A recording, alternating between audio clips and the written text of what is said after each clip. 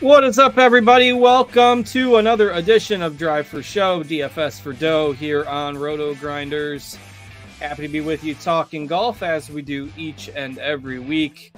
Not the most exciting event this week with the RBC Canadian Open, but we will break it down nonetheless. There is some money to be won out there. And so, we'll do that for you here over the next, say, 45 minutes or so. Maybe do a snake draft at the end of the show, but we will get into that in a little bit. If you are new to the program, welcome. I am Justin Van Zuiden, STL Cardinals 84. I've got Mr. Derek Farnsworth alongside, a.k.a. Notorious. Noto, what's going on? Yeah, what's up? How dare you put down the year's fifth major this week with the Canadian Open? Doing good. Didn't see the Davis-Riley win coming, but what about you? Yeah, I didn't either. I had pretty much a horrible week last week. A lot of missed cuts in my picks, and I'm not sure. I think our intro back is. Do you still hear our intro background rolling there? Steve's got the background. All right, now we're good. Was not my best week of DFS last week. Those weeks happen. Just a lot of missed cuts, and Max Homa had a horrible week, and some other chalky guys missed a cut as well. Just wasn't the greatest week for me, and of course for the PGA Tour as well. Would probably be remiss if we didn't at least acknowledge the sudden passing of Grayson Murray over the weekend. Played in the tournament on Thursday, withdrew on Friday with a couple holes to go due to illness. Passed away on Saturday, and of course all the conspiracy theorists were out, COVID vaccine, etc. Just a lot of misinformation being spread on the internet.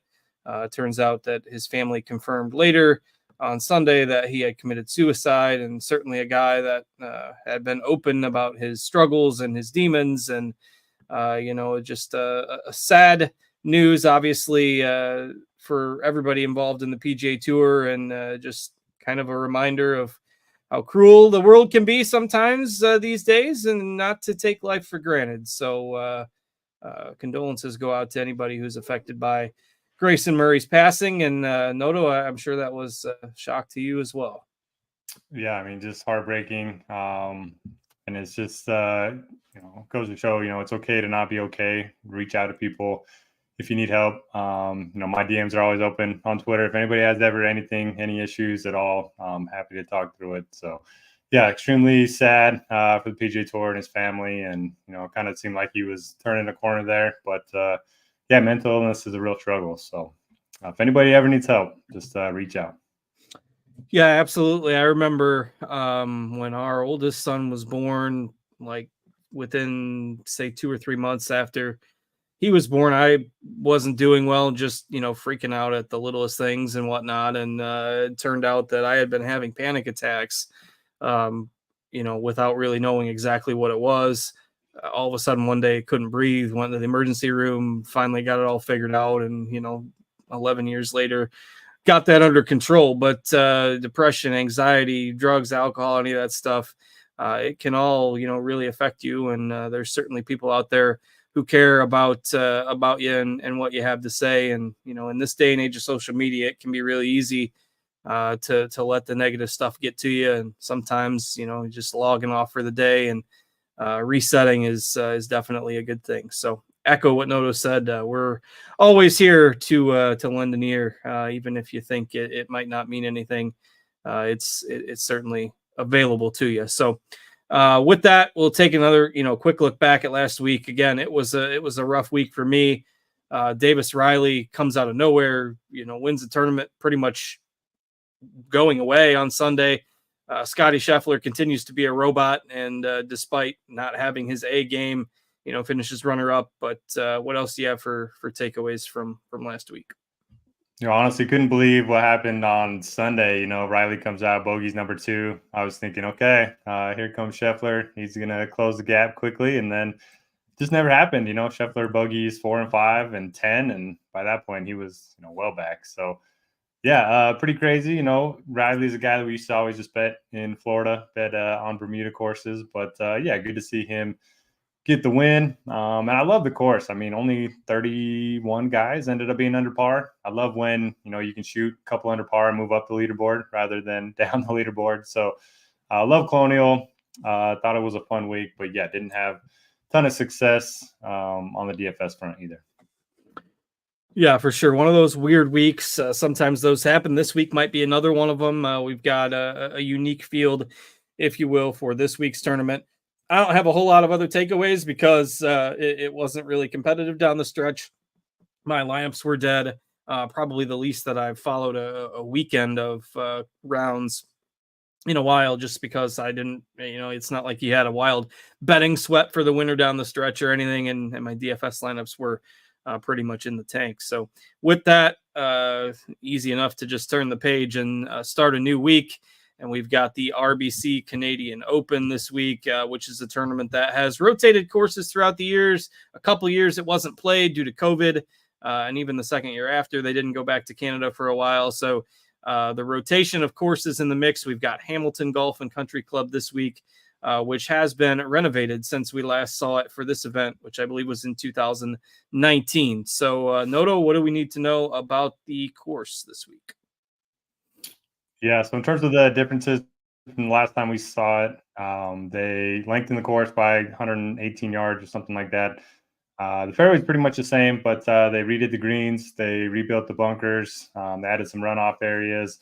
So it should play, I think it'll play pretty similar to what we saw back in 2018, but might be a little bit tougher. It's going to play as a par 70, just under 7,100 yards. There's water in play on 11 of the holes. Greens are now full bent grass. It used to be a mix of bent and POA. 6,000 square feet, I think I said, which is pretty average size. But it is worth noting that, back in 2019, the greens regulation was only 62%. So it played pretty easy, but, there were a lot of greens missed. So I am bumping up around the green a little bit more than I usually would. And a lot of the golfers have kind of described this as a positional course off the tee. We did see Rory McIlroy run away with it, but we saw a lot of short hitters at the top of the leaderboard that year too.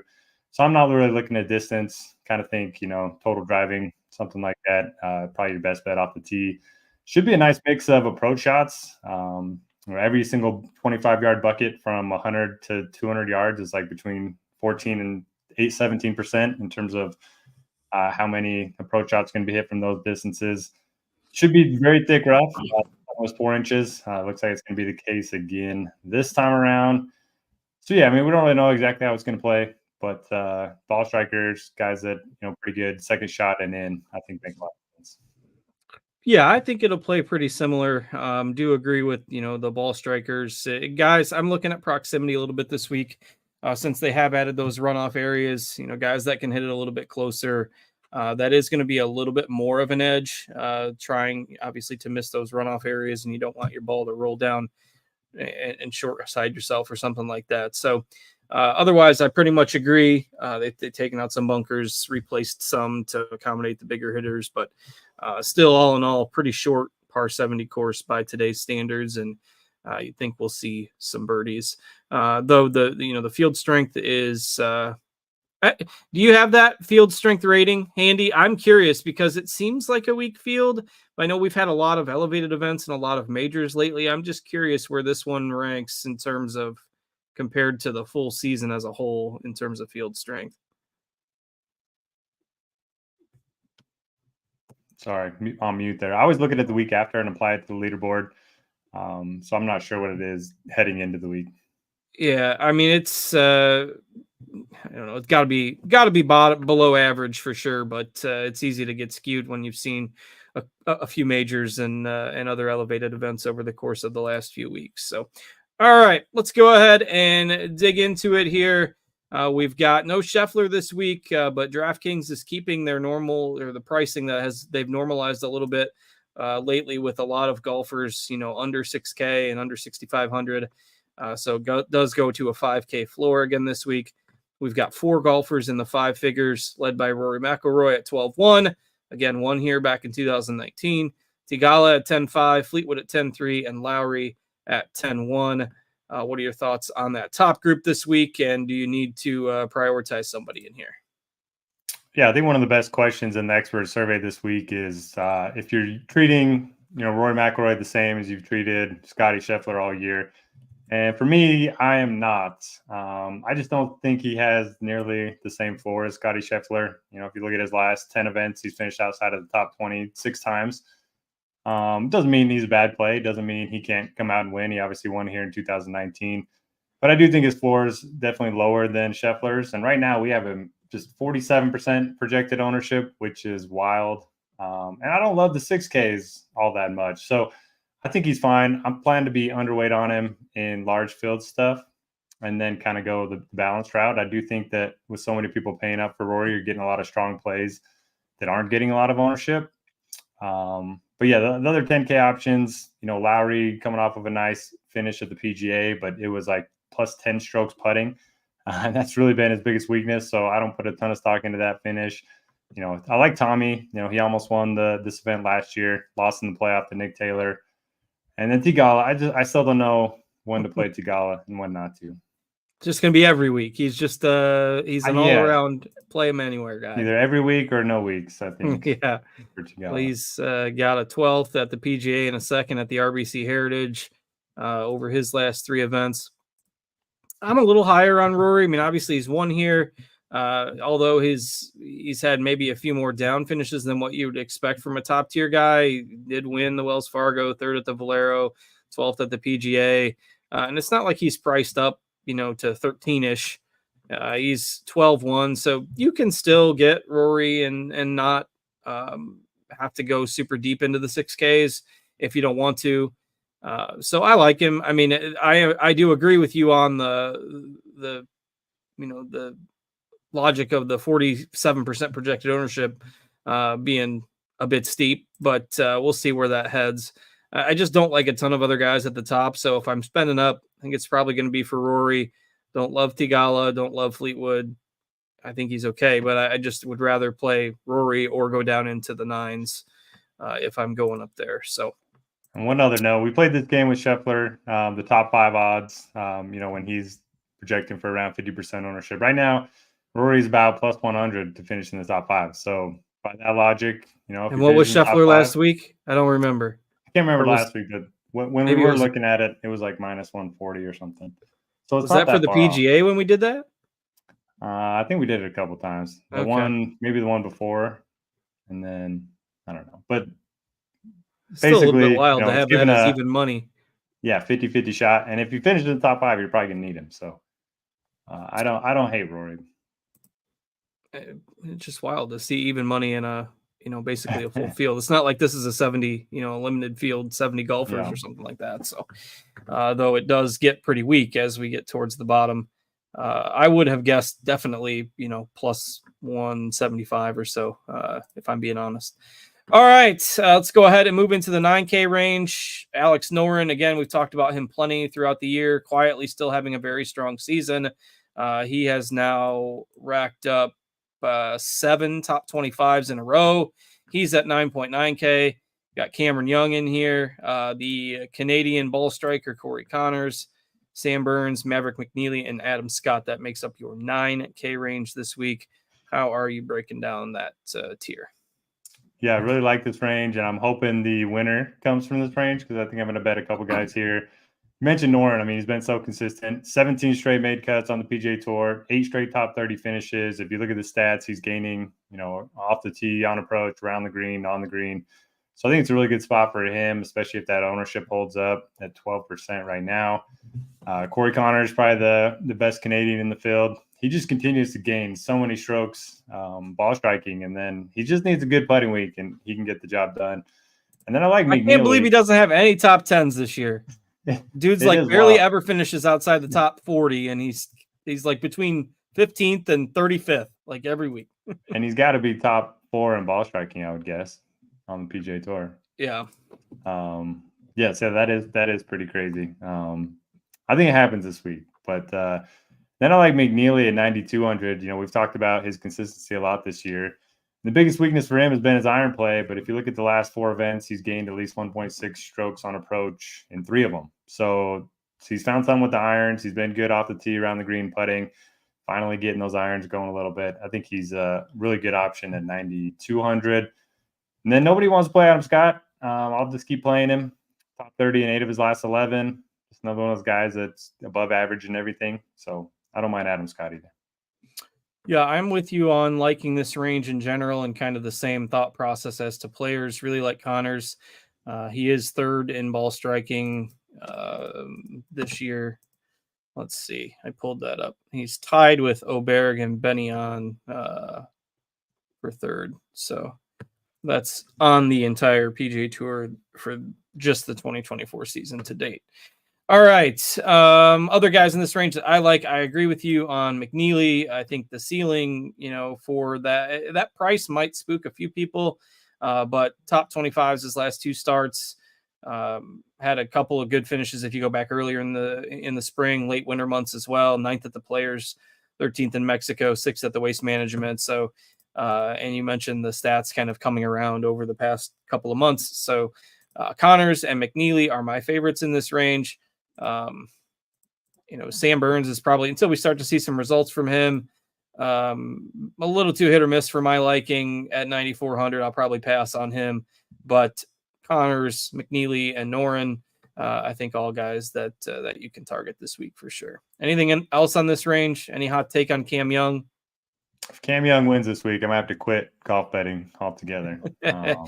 Doesn't feel like the course, and he has not been playing super well. Yep. And if you look at his numbers, he's actually not very good off the tee, like at least compared to what you think distance wise. Not that he needs it this week, but yeah. And then Burns, like you said, he's just been so hit or miss. Yeah. And new baby and all that. I think I'm right. They had their baby, correct? Yeah. I'm just out on that right now. All right. Let's go ahead and venture down a little further here into the mid-range. As we get into the 8Ks is where you'll start to see that this field strength dips quite a bit. Aaron Rai at 8,900, Keith Mitchell at 8,700, who hasn't been in the best of form. Tom Kim has been hit or miss all year, though he has rattled off some made cuts in a row here now. Some Canadians in here. Nick Taylor, defending champ, obviously on a different course, though. Adam Hadwin, Mackenzie Hughes in here. In the 8Ks, I don't love a lot. I think the 7s are okay. I think the 9s are okay. This has kind of been a trend lately. It seems like, at least for me, that I just don't love the 8K range very much. But is there anything in here that you think stands out? Such an ugly range. I'm right there with you. Don't like anybody, especially at some of these ownerships. I think just naturally you're going to get higher ownership because there's only so many options here. And other than Aaron Rai, I mean, I think you can make a good case for him because he's a good iron player. And he's been decent form, but man, everyone else has some big red flags. Hadwin just way overpriced. Hughes relying on that short game. Keith Mitchell. So I was looking at this today. He's gained off the tee in 10 straight. There's no way I'm playing him here. Gained on approach in 10 straight. And he's got like no good finishes because he can't putt or chip. So he's the poor man's Corey Connors for sure. And yeah, Nick Taylor's going to have all those extra media obligations for being the first Canadian winner at this event last year. Yeah, I don't like anybody here, really. Yeah, neither do I. It feels a little strange. Like I did my first pass of my player pool, and I didn't include anybody from this range. And it's not like it was even a thought of, maybe I'll leave this guy in. Because if I could find somebody that I felt remotely good about, I would play them, but I can't. Maybe Van Rooyen, I guess, but otherwise it's basically Xing out the whole 8K range. And then just, going into the 7s, it just feels a little bit different. So, is that it? Are we done with that range? Are we moving on? The model likes Akshay quite a bit, but the last few events have been a struggle for him. So I don't know. He struggled with the driver, which worries me. All right, let's go ahead and move into the 7K range. And again, if we don't like anybody in the 8s, we ought to love some guys in here. Mark Hubbard, not some top finishes, but he still hasn't missed a cut all year. I'm always a Davis Thompson guy, and he has turned it around. He's played well in some of the alternate field events and also had a top 20 last week. Taylor Pendrith, won not too long ago. I like him. You've got Doug Gim in here, and some other guys that are at least playing decent golf. So your thoughts on the 7Ks? Yeah, I agree on Thompson. He's been playing well. Don't mind going back to him. Mark Hubbard, anytime you get him on these shorter courses, I think he's firmly in play. I really like Daniel Berger at 7,700. In the last 2 events, he's gained 4.7 and 3.4 strokes ball striking. If you look at his career, he's always been his best on par 70 courses. So I think he could be turning a corner. Had a T13 finish not too long ago, and doesn't look like a lot of people are going to go there. And then Ben Griffin was pretty popular and missed the cut on the number last week, so I'll go back to him. He's another one of those guys that plays these shorter courses a little bit better than the longer ones, and that's pretty much it for me in the high sevens. I like Pendrith a good bit. I mean, missed the cut at the PGA. I hope that sort of serves to keep his ownership down a little bit. I mean, if you just look at his made cut percentage for the year, obviously he's not great, but he's got a win and a 10th prior to that. He does tend to rely on his driver a little bit, so that's some cause for concern. But again, without liking the 8K range so much, I think you can go into the 7s, and maybe these Canadians get some life from a Canadian winning last year, and they take some momentum from that and don't have all the pressure of trying to be the Canadian that wins. Let's see. If we go to the bottom part of the 7K range, Davis Riley has withdrawn this week after winning last week, so make sure you don't play him. My boy Ryan Fox, I saw he was in the lead there for a while until he wasn't, but it seems like he's always up there on Thursday and most of the time, and then it's all downhill from there. Did end up finishing T32. I really liked Robert McIntyre last week, but that kind of blew up. Always play some Doug Gim. Højgaard was another kind of popular value last week that didn't play well. Anything in the bottom part of the 7K range that you like? Yeah, I like Svensson quite a bit. He's just been making cuts. He's made 7 in a row. He hasn't had a ton of high finishes, but look at the numbers. It's been really good iron play. And, if we're focusing on that this week, I think you can make a case for him. 7,300. From a talent standpoint, Nikolai Højgaard certainly seems cheap compared to the other guys in this range. He hasn't been playing great, but I'll play some of him in tournaments. And then it gets kind of ugly until we get to the 6s. I think in terms of my model, it likes a lot of the guys in the 6s better than some of these lower 7K guys. But Doug Gim, I guess, I don't know. He keeps letting me down. It's all about the putter for him as well. You can put him on Team No Putt for this week if you want to. All right, let's go ahead and go down into the 6s. I'll let you have the floor here. Who are some of the guys you're looking at or the model likes this week? Yeah, so last week I didn't listen on this Mac. I don't even know how to say it. Mesnier, Meissner, whoever Let's go he is. with Meissner. Yeah, T5 last week. I should have listened. He was like in the 5Ks, so it likes him again. If you look at the Vegas odds, he's like the only guy in the 6Ks that isn't greater than 100-1 to win. So I like him. We have him at 1% ownership right now. He might get a little bit of steam. Grayson Sig projects well for me. And then Nate Lashley. So he's missed 7 of his last 10 cuts, but 6 of those have been right on the number. So when he does make the cut, that's a rough break. When he does make the cut, he's like top 15 a bunch this year. So I think his game is a lot closer than it looks if you just look at the cuts. He's at 6,400. Who are some of the guys you like up here? Yeah, so the one guy that caught my attention when I was first starting to do some research is Kevin Tway. We haven't seen a lot of him. He battled injuries the last couple of years. He's playing a little bit more on the Korn Ferry Tour. But the starts that he's gotten so far over the last few months on the PGA Tour, the alternate field event in Punta Cana, he finished 3rd there, 9th at the CJ Cup, 43rd at the Wells Fargo, and 24th last week. So, this is a guy that we haven't seen a whole lot from the last few years. He's 6,700, been making cuts.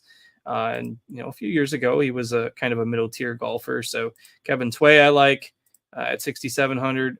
I think SH Kim is okay as well at 6,800.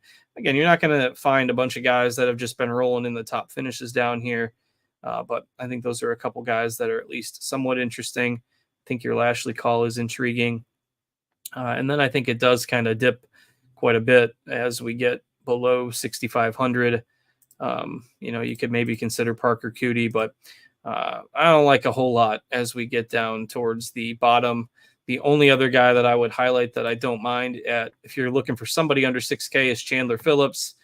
He's made 9 out of 13 cuts. He's 5,900, and he did finish T12 last week. So that's about it for me after we get through those guys. Anybody else for you as you go down to punt territory? Yeah, I like the Phillips call. Also think Justin Lower's pretty interesting. He's one of those guys that can gain a lot of strokes with the short game, make a lot of birdies. Top 30 in 4 of his last 5 starts. And you mentioned the Korn Ferry Tour. Did you see Harry Higgs won again? I did. He's rolling. Playoff wins. Yeah, so he should get is it 2 wins to get the media promotion? We always discuss whether it was 2 or 3.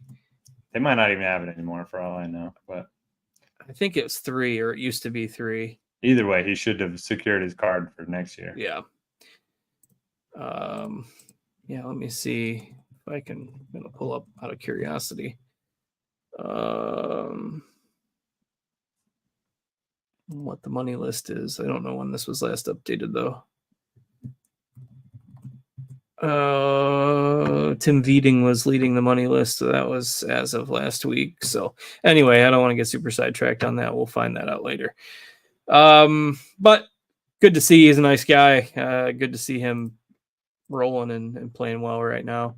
Troy Merritt may be another guy you could consider. He's made 4 cuts in a row, but I wouldn't go super crazy with options in these cheaper ranges. But if you want to sprinkle these guys into your multi-entry pools, feel free to go ahead and do that. So, all right. Anything else before we maybe try to fire up a snake draft here? It's not the most exciting week of players. Yeah, let's get into the snake draft. All right, so I will share my screen hopefully in a bit if we can fill this. If you are not sticking around for the snake draft, we will feel free to bid you adieu, but make sure you hit the thumbs up button on the YouTube if you could before you leave. Appreciate that very much. Hope you enjoy the program. If you are sticking around, and if you're not familiar, what we always do is a little snake draft at the end of the show. At $5 snake draft on DraftKings. Noto, there's already one there that's 3 out of 6, and we'll probably have trouble filling tonight if we try to do a fresh one anyway. So hop in the one that's 3 out of 6, and we'll make it 5 and hope that some of our usual cohorts are the ones that are already in here.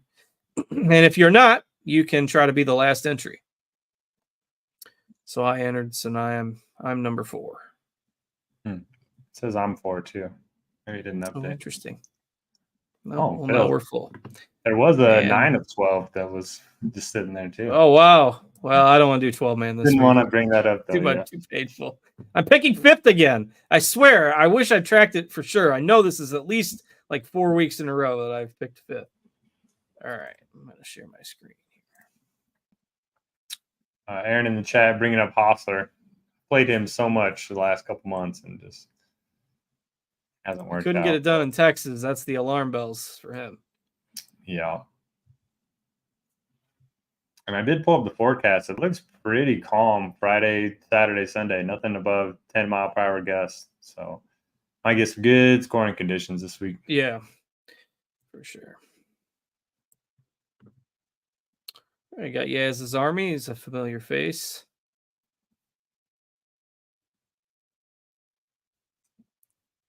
Still rocking the old school RG logo with me.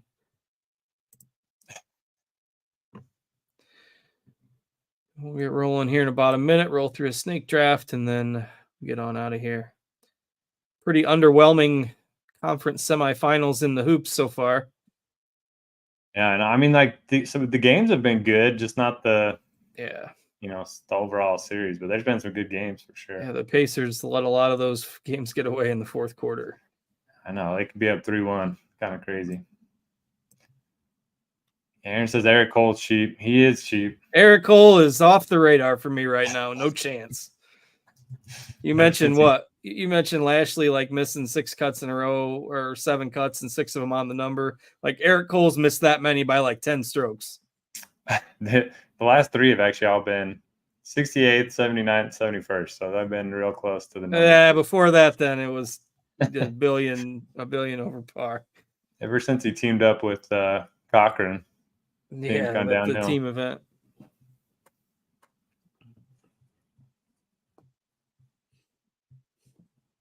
but he is cheap. That part is correct. All right, no surprise. Rory's going first. I'll put up the draft board here.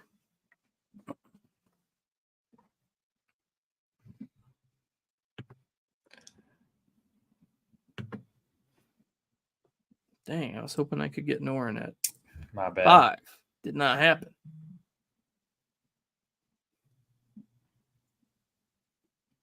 So I bet Norin this week. Was doing a little write-up. He's won 11 or 10 times on the DP World Tour, none on the PGA Tour.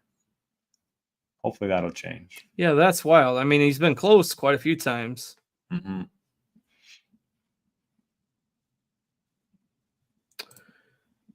All right, I will go with Connors.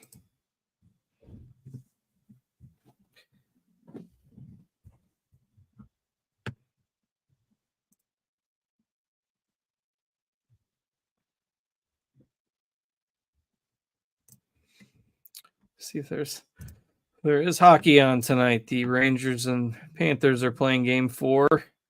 2-1 Rangers in that series. How deep is it the conference finals? Yeah, they're the same, basically same level as the NBA. So they will be, when the current series are over, they'll be in the finals. If the Mavs win tonight, there's no basketball for like 10 days, right? If they're both 4-0, because the final schedule is set in advance. Be a long, almost feel like a new season. Yeah, be like the Super Bowl layoff.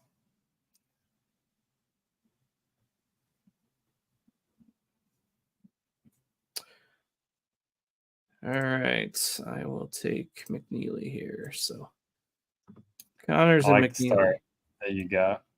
It's a good combo. Yeah, picking in the middle here, not a huge detriment. I mean, pick first, you get Rory. Otherwise, probably not a whole lot of difference between the picking spots this week.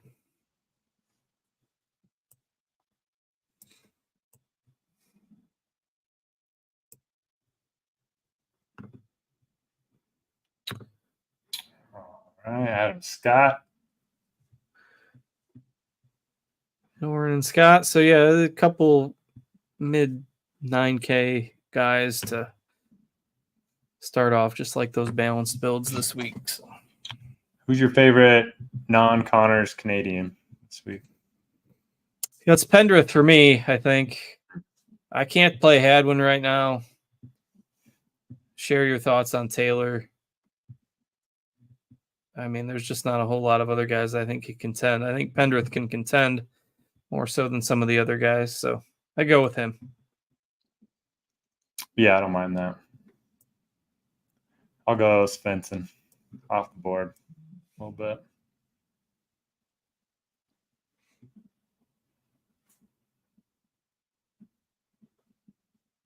On cue, if it gets to me here, I'm going to take Pendrith over Hadwin and Taylor with my next pick.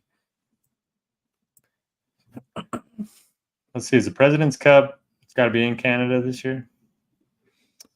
I believe so, though I've lost my way on the schedule these days. Let's see. The Royal Montreal Golf Club, September 24th through the 29th. So, yes.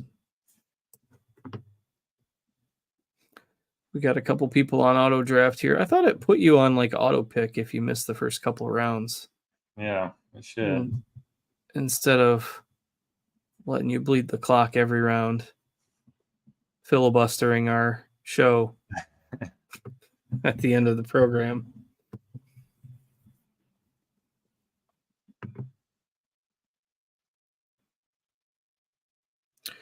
All right, I got to figure out who I'm going to take next here.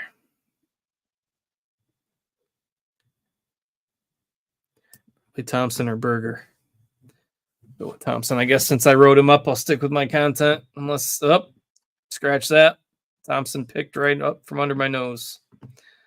So we'll go with Berger. All right, throw it back to the draft board here. It'll be a while before it gets back to me.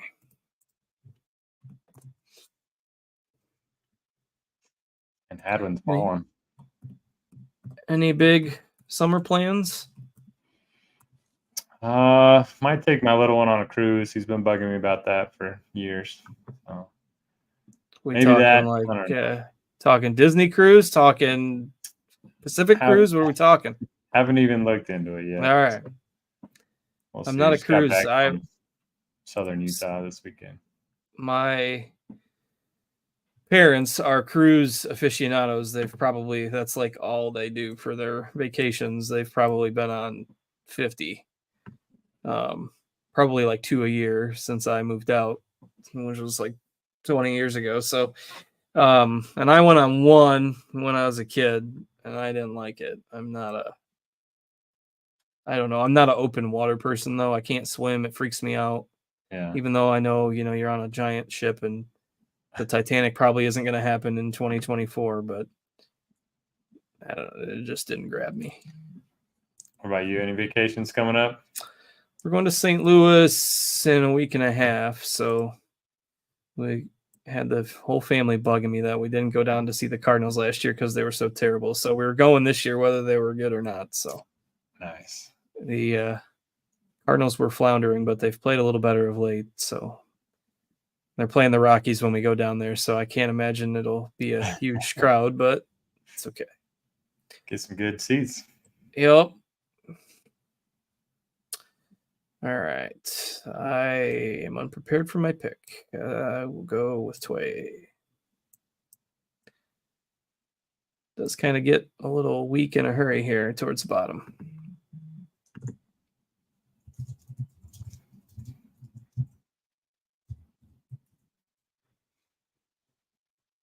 And it will be my turn in 1 minute. I know it used to put you on auto draft for sure by this point if you missed, all your picks, but apparently there's a way to turn that off. There goes your boy Meissner. Ooh, that's a reach, but I like it. I need to look up how to say his name. Find some old college highlights. Rio, we were calling him Hitsat soon, or how you pronounce it is way different than what we've been saying. I can't remember what it is now, but I heard it and I was like, oh, not even close. Sounded out. Close enough. All right, I'll take SH Kim here. Couple rounds to go, and we'll be in the books here. Yeah, this is taking longer than the 12-mans usually. Yeah, it's two guys on auto pick sucking up the whole clock each time, just sabotaging the program. Went through hoops and summer vacations and hockey. We're gonna have all the topics out in the open here by the time we get through 6-7 rounds.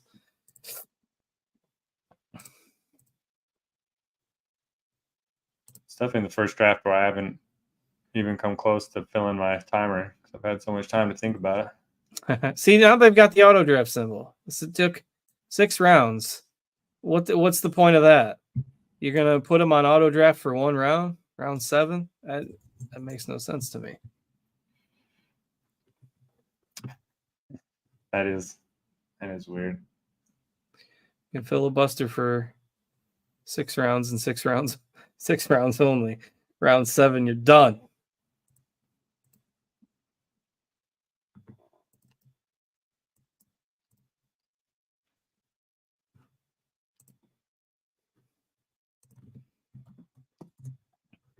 Seems like everybody pre-ranked, though, to where it's not... Nobody's going to get auto-drafted with Davis Riley, I don't think, the way it's going. Who won last week's? I was cashing at one point. I'm not sure. We're going to find out. I don't think I got any money back, so I don't think it was me. My teams were so bad. I got 3rd. Bubble Boy. Noto got 4th. Cole Howard and Tug Rules with the winning lineup by fairly wide margin. Oh, it's my turn again. I'll be the one getting Davis Riley this week if I don't pick somebody. All right. So we're done. I just kind of panicked picked Bramlett there at the end, but Better than getting stuck with Riley. Connors, McNeely, Pendrith, Berger, Tway, S.H. Kim, and Bramlett for me. Noren, Scott, Hubbard, Griffin, Gim, Sig, Lashley for Noto. And that will do it for another week of golf talk here on RotoGrinders. We've got the Memorial next week, so should be a much stronger field at Murfield Village for next week's tournament. So weird. They flipped these two tournaments. Again, strange that the Memorial is not the week after Memorial Day, but it will be contested next week. And then the U.S. Open after that. So we'll have to see if Hondas will come on that week. I did not plan when I planned my vacation. I did not realize it was U.S. Open week, but I will be gone that week. So hopefully we can get a fill in for me for that week. But that is a couple weeks away yet. So next week we will see you back here, same time, same place for the Memorial. And Noto, anything else? Good luck this week. Thanks for watching. All right. And with that, thanks to our producer, Steve, for working hard behind the scenes for us as well. For Noto, I'm Justin. Have a great week, everybody. Catch you later.